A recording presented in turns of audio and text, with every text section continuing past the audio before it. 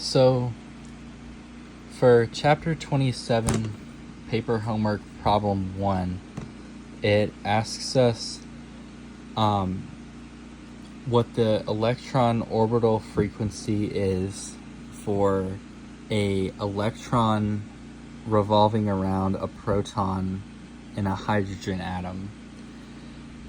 So we can think about the electron rotating around the hydrogen atom, and we can say that they have opposite charges from each other. So the electron is negative and the proton is positive. So they have an electrostatic force between them. And then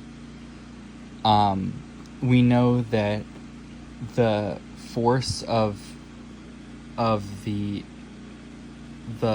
proton and the electron pulling on each other has to be less than the amount that the electron can move around the proton and not get sucked into the and attached to each other.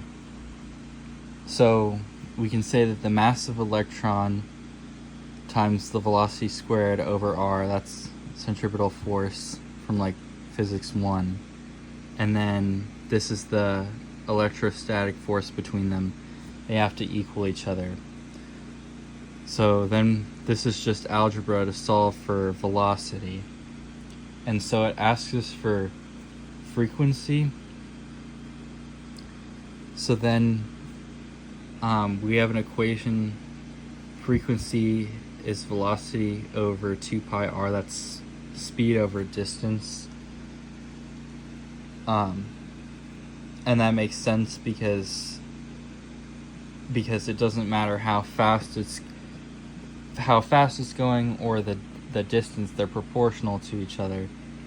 So the we can solve for the amount that every time it crosses a certain point, the electron 1, 2, 3, 4, and so on.